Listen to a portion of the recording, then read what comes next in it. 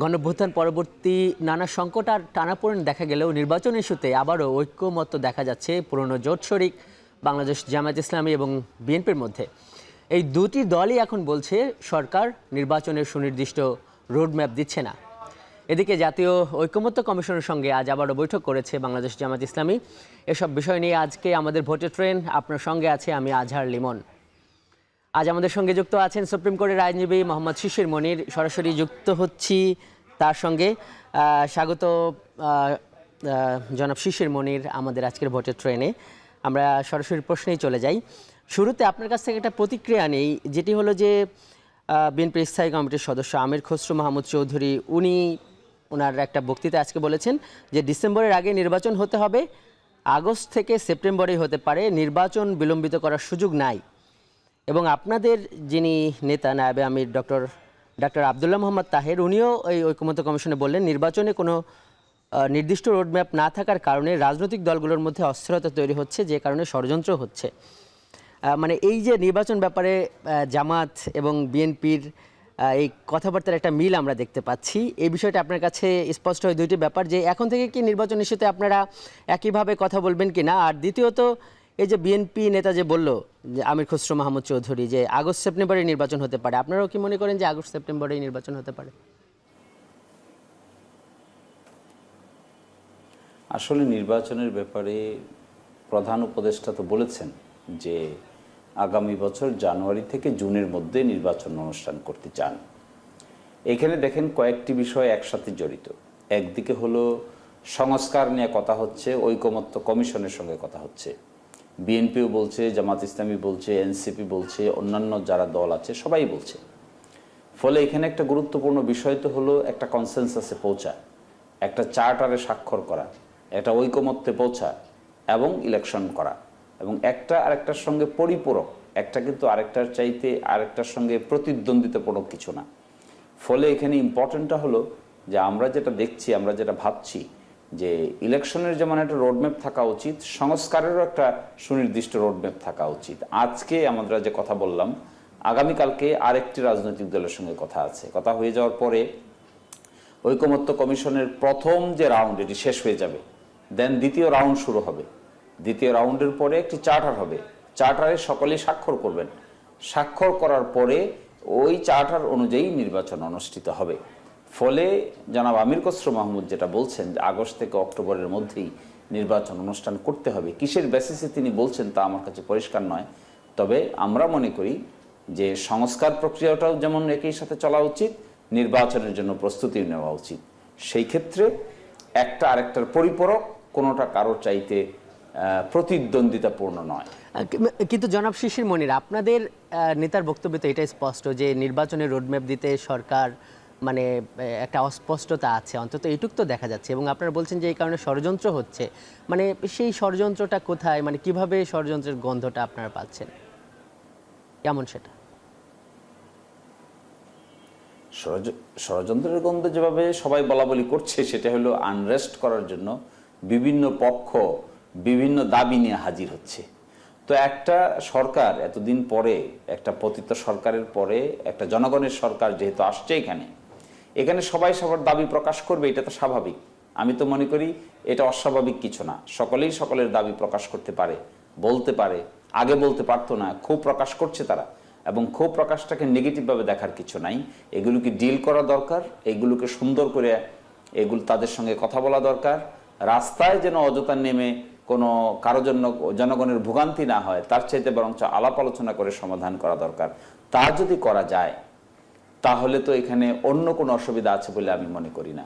ফলে কিন্তু এখানে একটা জিনিসের মধ্যে আমি একটু মনে করি যে হওয়া উচিত, যেটা বিএনপি, জামাত, এনসিপি এবং অন্যান্য রাজনৈতিক দলের সিঙ্গেল ভয়েসে কথা বলা উচিত। সেই সিঙ্গেল ভয়েসটা কি? সিঙ্গেল ভয়েসটা হলো সংস্কার হবে, নির্বাচন হবে। এখানে সন্দেহের তো কিছু নাই। ইউনূস সরকার তো প্রায় বলছেনই যে তিনি জানুয়ারি থেকে জুনের মধ্যে নির্বাচন করতে চান। এর মধ্যে যে সংস্কার আলোচনাটা চলছে, বিএনপি সেখানে পার্টিসিপেট করছে, এনসিপি সেখানে পার্টিসিপেট করছে। যদি তাই হয় জনাব শিশির মনির, যদি তাই হয় তাহলে কেন আপনাদের নেতা আবার বলছে যে নির্বাচনের রোডম্যাপটা সুনির্দিষ্ট করা উচিত? মানে এই বক্তব্যের তাহলে মানে কি? উচিত বলাতে তো অসুবিধার কোনো কারণ নেই, যদি একটা অথরিটি থাকে দেশে। মানে তাহলে আর সেই কি ক্লিয়ার authority-কে করতে যদি পারে? মানে আমরা এটাই জানতে চাচ্ছি যে নির্বাচন ইস্যুতে কি আনক্লিয়ারনেস আছে আর কি স্পষ্ট করতে পারে সরকার, আপনারা কি মনে করেন? সকলেই যেটা বলছেন, আমির খসরু সাহেব বলছেন জুলাই থেকে আগস্ট থেকে অক্টোবরের মধ্যে নির্বাচন, আগে কথা হয়েছিল ডিসেম্বরের মধ্যে নির্বাচন, পরে কথা হয়েছে জানুয়ারি থেকে জুনের মধ্যে নির্বাচন। তো যেটা স্পষ্ট করা উচিত বলতে যেটা মানুষ বলছে, আমি যেটা বুঝি সেটা হলো একটা টাইম ফ্রেম ঘোষণা করা। তো টাইম ফ্রেম বড় আকারে ঘোষণা হয়েছে জানুয়ারি থেকে জুনের মধ্যে, কিন্তু এখনো সুনির্দিষ্টভাবে বলেনি।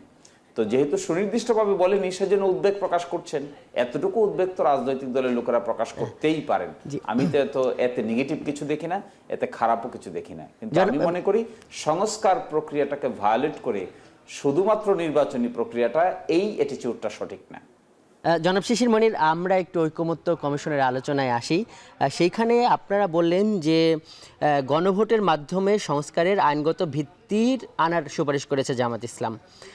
মানে আমাদের প্রশ্ন হলো যে তার মানে এই যে সংস্কারের যে আলোচনা, 166 প্রস্তাব, ঐকমত্য কমিশনের অ্যাক্টিভিটি, মানে এইগুলোর কি আসলে আইনি ভিত্তি নেই?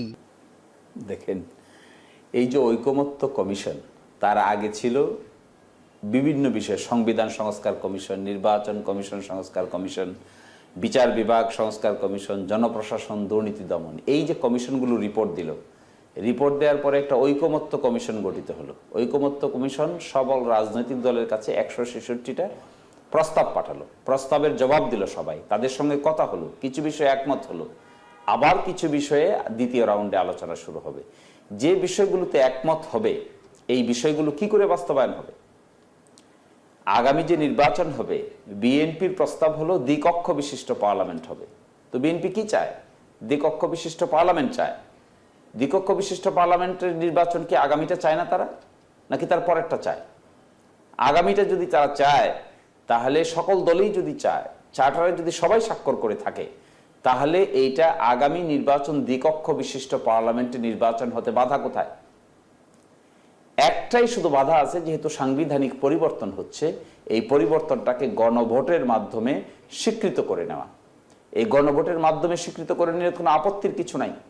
রাষ্ট্রের জন্য যে কাজগুলো ভালো, বিএনপি যেগুলোকে একমত, জামাত যেগুলোকে একমত, এনসিপি একমত, অন্যান্য রাজনৈতিক দল একমত, হেফাজত, তারপরে চরমোনাই থেকে শুরু করে অন্যান্য বাম ডান সকল রাজনৈতিক দল যেগুলোতে একমত হবে, একমত পোষণ করে তারা স্বাক্ষর করবে, সেই বিষয়গুলোকে একটা চার্টার হবে, চার্টারটা ডিক্লারেশন হবে, ডিক্লারেশন হয়ে সকলের স্বাক্ষর হবে, এটা গণভোটে যাবে, গণভোটে অ্যাপ্রুভ হবে, অ্যাপ্রুভ হলে দ্বিকক্ষ বিশিষ্ট পার্লামেন্টের নির্বাচন হবে। এটাই তো রোডম্যাপ। এই রোডম্যাপকে যদি কেউ রোডম্যাপ না বোঝে, তাহলে তাকে কি করে বোঝাবেন আপনি কোনটা রোডম্যাপ কোনটা রোডম্যাপ না? আর এই জন্যই তো রেফারেন্ডাম প্রয়োজন। রেফারেন্ডাম কি? রেফারেন্ডামের মাধ্যমে আইনি জটিলতা দূর হয়। রেফারেন্ডামের মাধ্যমে, গণভোটের মাধ্যমে রাজনৈতিকভাবে সেটেল হয়, গণভোটের মাধ্যমে একইভাবে নৈতিক এবং সামাজিকভাবে জিনিসটা সেটেল হয়। এই জন্য জামাত ইসলামী অত্যন্ত সুচিন্তিত মতামত প্রকাশ করেছে। আজকে যেহেতু তাদের আলোচনার দ্বিতীয় দিন ছিল এবং শেষ দিন ছিল প্রথম রাউন্ডের, সেখানে বলা হয়েছে যে একটা রেফারেন্ডামের আয়োজন হবে, ঐকমত্য হবে যে সমস্ত বিষয় এবং মেজর বিষয়গুলোতে, সেই রেফারেন্ডামটাকে অ্যাপ্রুভ করার পরে। কিন্তু শিশির ভাই, যেটা যে আপনি বলছেন যে বিএনপি দ্বিকক্ষ চায়, আপনারাও দ্বিকক্ষ চান, এবং দ্বিকক্ষের ব্যাপারে অধিকাংশ রাজনৈতিক দলেরও মানে একটা ঐকমত্য আছে, এটা ঐকমত্য কমিশন আমাদেরকে জানিয়েছে। কিন্তু বিএনপি তো এই যে গণভোট চায় না, তখন কি হবে? তাহলে দ্বিকক্ষ নির্বাচনকে আগামীটা চায় না তারা? কিভাবে চায় আগামী নির্বাচন?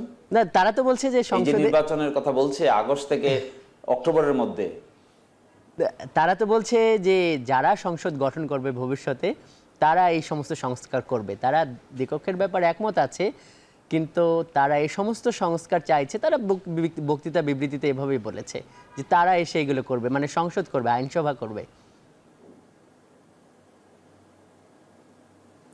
তাহলে তো এটা তো কোনো কথা, আর্গুমেন্ট হলো না। 31 দফার জনক বিএনপি, বলছি বিএনপি নিজে 31 দফা দিয়েছে, তার মধ্যে একটা দফা হলো দ্বিকক্ষ বিশিষ্ট পার্লামেন্ট। তার মানে যে নির্বাচনের কথা বলা হচ্ছে, এই নির্বাচন তারা দ্বিকক্ষ বিশিষ্ট নির্বাচন চায় না।